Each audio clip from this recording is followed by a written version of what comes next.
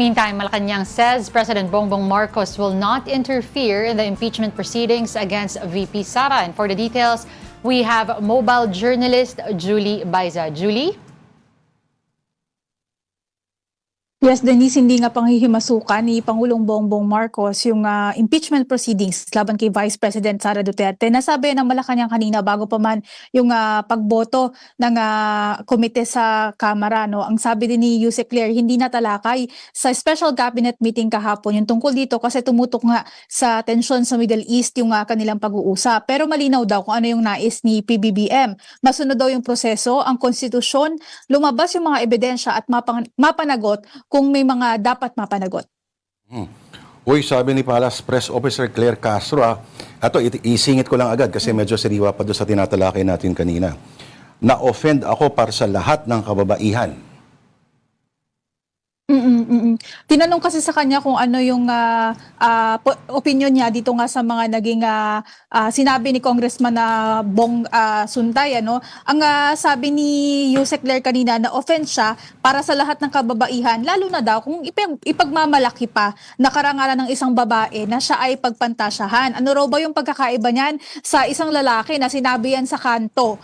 Kaya ang binigyan din ni Castro, kung nasa isip lang yung pagpapantasya, hindi nga raw yan matatawag o maituturing na krimen. Pero dahil ibinulalas, ipinagmalaki at in public sinabi niya yan, malinaw daw na may sexual innuendo yan. And the mere fact na sinabi niya yan sa isang tao in a public, sakop na raw yan ng Safe Spaces Act. Okay. Kakambyo ulit ako ng topic. Okay daw, tama ba? Parang winelcome daw ng Pangulo itong latest yung ng House of Representatives sa bersyon ng Anti-Political Dynasty Bill.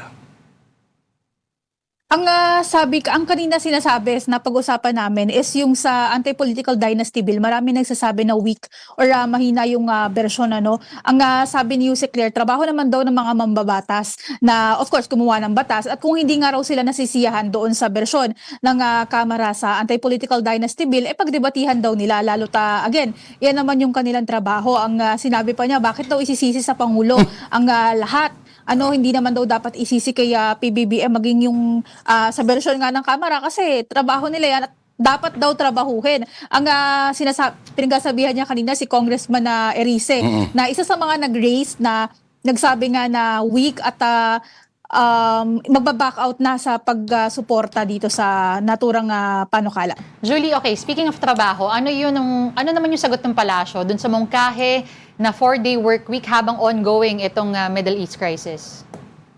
May mga suwestyon nga, Denise, na gawing 4 na araw yung trabaho tapos yung isang araw work from home. Ang sabi ni Yusek Claire, maaari naman daw yung pag-aralan ng Pangulo lalo na kung lalala pa yung sitwasyon. Pero as of this moment, hindi pa daw na i-raise ito kay PBBM.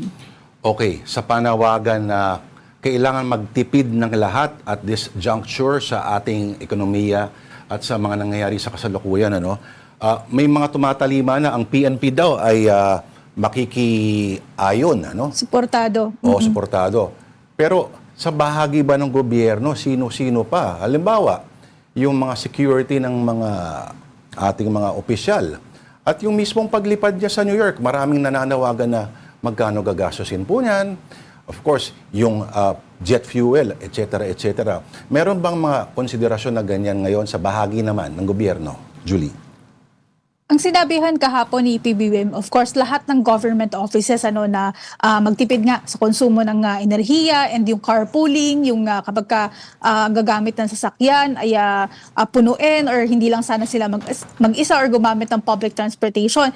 Pati yung unnecessary travel binanggit niya kahapon. Pero Lord, kung ang pag-uusapan is yung upcoming trip, wala pa rin nagbabago sa schedule. Tuloy pa rin yung lipad ng Pangulo. Sa ngayon, wala pang any update. So from March 8 to 12 yan, pa New York. Okay. Sige, sisingit ko pa sana yung tanong ko about the South Korean President, Julie. Very quickly, ano lang yung napag-usapan kahapon? We know that President Lee Jae-myung visited the Philippines yesterday. Ano bang objective nitong visit na to? Merong 10 kasunduan na nalagdaan. Ilan sa mga yan isa sektor na agrikultura, trade at saka sa defense. Nagkaroon din sila ng bilateral meeting at sa joint press statement, sinabi ni PBBM na napag-usapan nila yung mga regional at international issues kabilang nga yung South China Sea at saka yung Korean Peninsula. Nagkasundo daw yung dalawang leader na mahigpit na ipatutupad nga yung rules-based order alinsunod yan sa international law at saka sa maritime domain. Alright. Kailangan na ba natin magpaalam kay Julie Baiza? Thank you. Maraming salamat sa ating mojo sa Malacanang, si Julie Baiza. Thanks, Julie.